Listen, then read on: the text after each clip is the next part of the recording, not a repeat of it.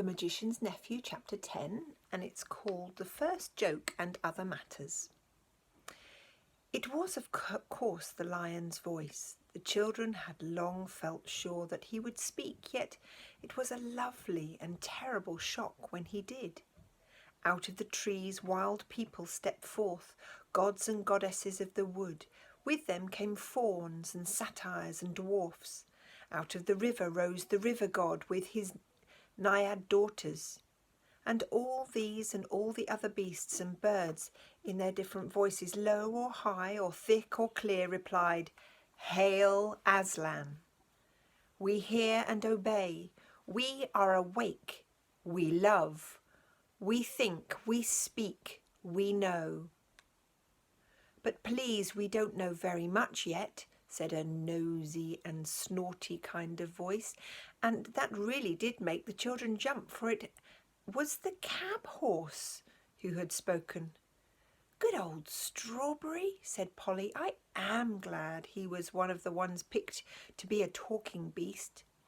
And the cabbie, who was now standing beside the children, said, "Strike me pink, I always did say that horse had a lot of sense, though." "Creatures, I give you yourselves," said the strong, happy voice of Aslan. "I give you forever this land of Narnia. I give you the woods, the fruits, the rivers. I give you the stars. I give you myself. The dumb beasts whom I have not chosen are yours also. Treat them gently and cherish them, but do not go back to their ways, lest you cease to be talking beasts. For out of them you were taken, and into them you can return. Do not so." "No, Aslan, we won't," said everyone. But one perky jackdaw added in a loud voice, "No fear," and everyone else had finished just before he said it, so that his words came out quite clear in a dead silence. And perhaps you have found out how awful that can be, say at a party. The jackdaw became so embarrassed that it hid its head under its wing as if it was going to sleep, and all the animals began making various queer noises, which are their way of laughing, and which, of course, no one has ever heard in our world. They tried at first to repress it, but Aslan said, "Laugh and fear not, creatures. Now that you are no longer dumb and witless, you need not always be grave, for jokes as well as justice come in with speech." So they all let themselves go, and there was such merriment that the jackdaw himself plucked up courage again and perched on the cab horse's head between its ears, clapping its wings, and said, "Aslan, Aslan, have I made the first joke? Will everybody always be told how I made the first joke?" "No, little friend," said the lion. "You have not made the first joke. You have only been the first joke." Then everyone laughed more than ever, but the jackdaw didn't mind and laughed just as loud till the horse shook its head and the jackdaw lost its balance and fell off, but remembered its wings. They were still new to it before it reached the ground. "And now," said Aslan, "Narnia is established. We must next take thought for keeping it safe. I will call some of you to my council. Come hither to me, you the chief dwarf, and you the river god, and you, oak, and he owl, and both the ravens and the bull elephant. We must talk together. For though the world is not 5 hours old, and evil has already entered it." The creatures he had named came forward, and he turned away eastward with them. The others all began talking, saying things like, "What did he say had entered the world? An evil? What's an evil?" "No, he didn't say a nevil, he said a weevil." "Well, what's that?" "Look here," said Diggory to Polly, "I've got to go after him. Aslan, I mean. The lion, I must speak to him." "Do you think we can?" said Polly. "I wouldn't dare." "I've got to," said Diggory. "It's about Mother. If anyone could give me something that would do her good, it would be him. I'll come along with you, said the cabbie. I like the looks of him, and I don't reckon these other beasts will go for us, and I want a word with old Strawberry. So all three of them stepped out boldly, or as boldly as they could, toward the assembly of animals. The creatures were so busy talking to one another and making friends that they didn't notice the three humans until they were very close. Nor did they hear Uncle Andrew, who was standing, trembling in his buttoned boots, a good way off and shouting, by no means at the top of his voice, "Diggory, come back at once. When you do as you're told, I forbid you go a step further." When at last they were right in among the animals all stopped talking and stared at them.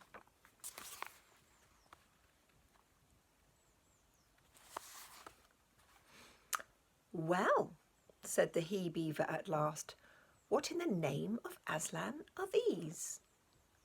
"Please," began Diggory in a rather breathless voice, when a rabbit said, "They're a kind of large lettuce, that's my belief." "No, we're not, honestly we're not," said Polly hastily. "We're not at all nice to eat."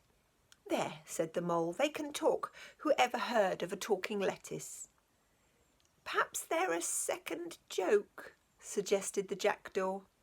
A panther, which had been washing its face, stopped for a moment to say, "Well, if they are, they're nothing like so good as the first one. At least I don't see anything very funny about them." It yawned and went on with its wash. "Oh, please," said Diggory, "I'm in such a hurry. I want to see the lion." All this time the cabbie had been trying to catch Strawberry's eye, and now he did. "Now, Strawberry, old boy," he said, "you know me. You ain't going to stand there and say as if you don't know me." "What's the thing talking about, horse?" said several voices. "Well," said Strawberry very slowly, "I don't exactly know. I think most of us don't know much about anything yet. But I've got a sort of idea I've seen a thing like this before. I've a feeling I've lived somewhere else, or was something else before Aslan woke us all up before a few minutes ago. It's all very muddled, like a dream, but there were things like these three in the dream." "What?" said the cabbie. "Not know me? Me, what used to bring you hot mash of an evening when you was out of sorts? Me, what rubbed you down proper? Me, what never forgot to put your cloths on you if you were standing in the cold? I wouldn't have thought of it. Would you, Strawberry?" "It does begin to come back," said the horse thoughtfully. "Yes, let me think now. Let me think. Yes, you used to tie a horrid black thing behind me and then hit me to make me run. And however far I ran, this black thing would always come rattle, rattle behind me." "We had a living to earn, you see," said the cabbie.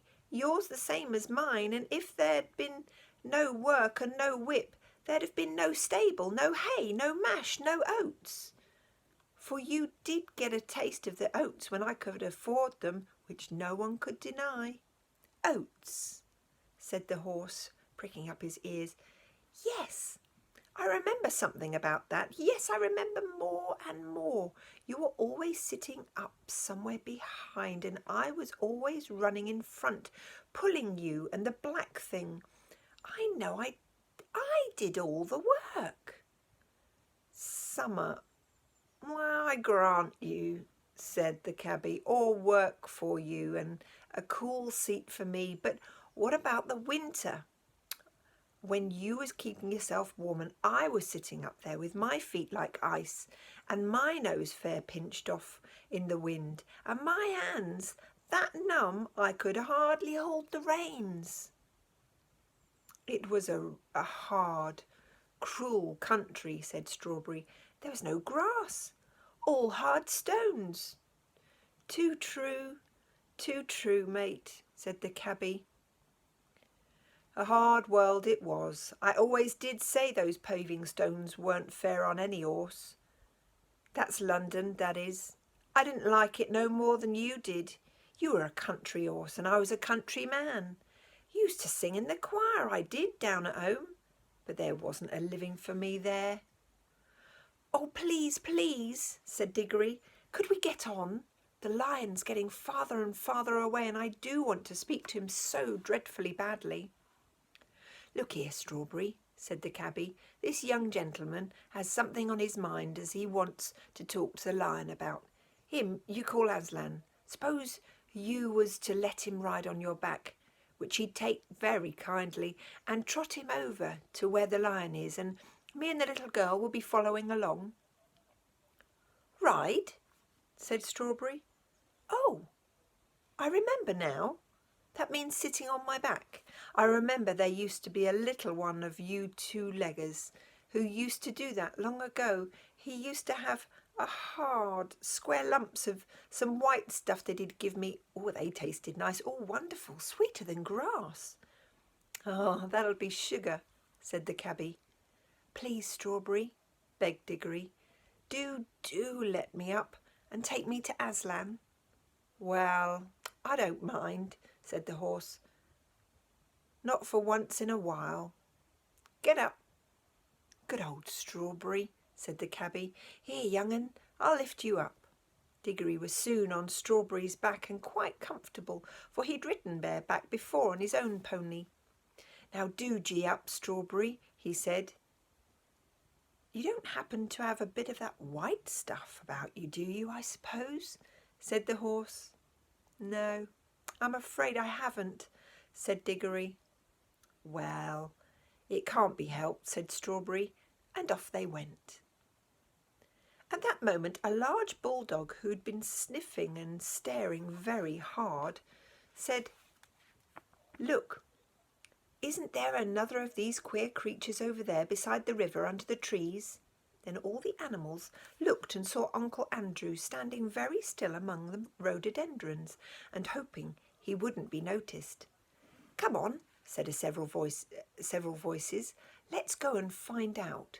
So while Strawberry was briskly trotting away with Diggory in one direction and Polly and the cabby were following on foot, most of the creatures rushed towards Uncle Andrew with roars, barks, grunts, and various noises of cheerful interest. We must now go back a bit and explain what the whole scene had looked like from Uncle Andrew's point of view. It had not made all the same impression on him as on the cabby and the children, for what you see and hear depends on a good deal on where you're standing. It also depends on what sort of person you are. Ever since the animals had first appeared, Uncle Andrew had been shrinking further and further back into the thicket. He watched them very hard, of course, but he wasn't really interested in seeing what they were doing, only in seeing whether they were going to make a rush at him. Like the witch, he was dreadfully practical.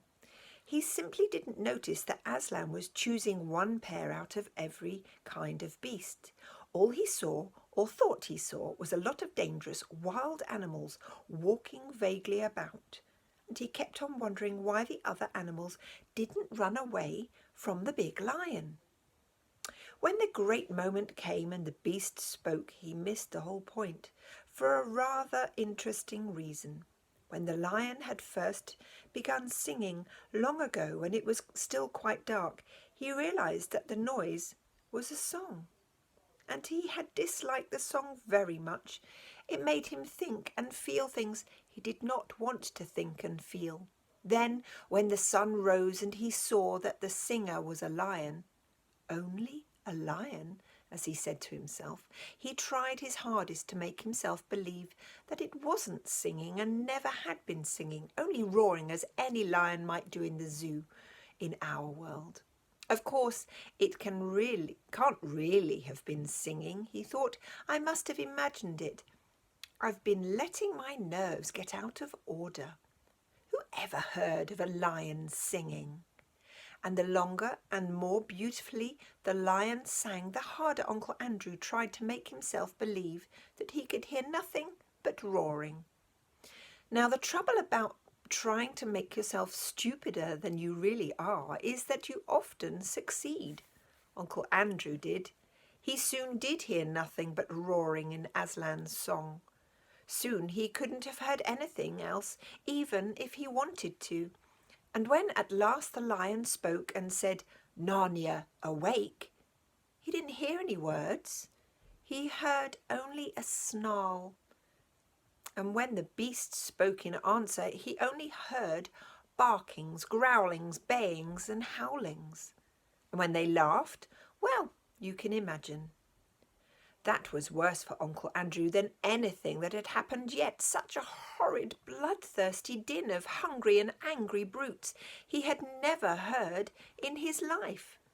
Then, to his utter rage and horror, he saw the other 3 humans actually walking out into the open to meet the animals. "The fools," he said to himself.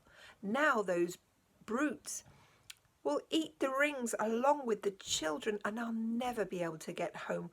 What a selfish little boy that Diggory is, and the others are just as bad.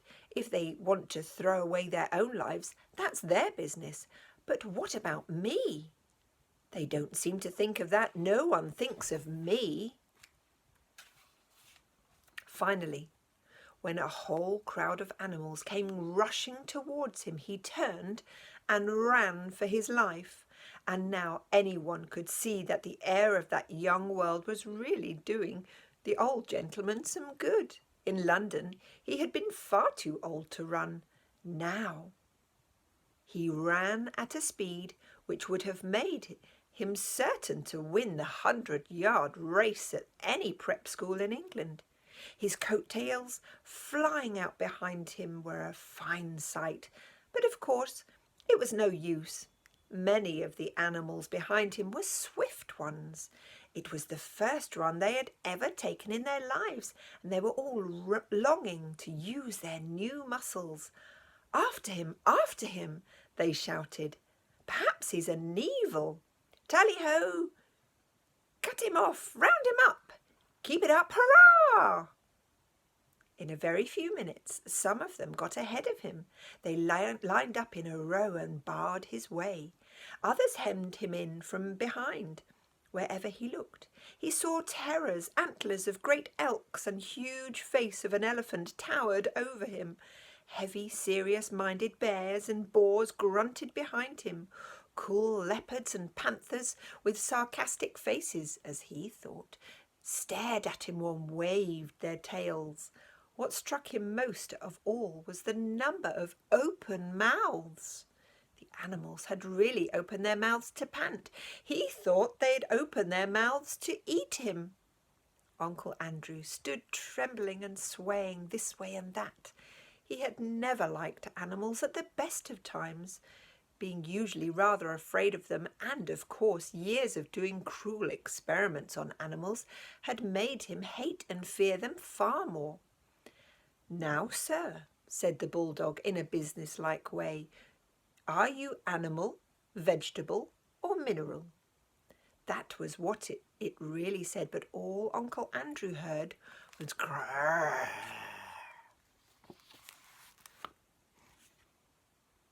And that's the end of the chapter.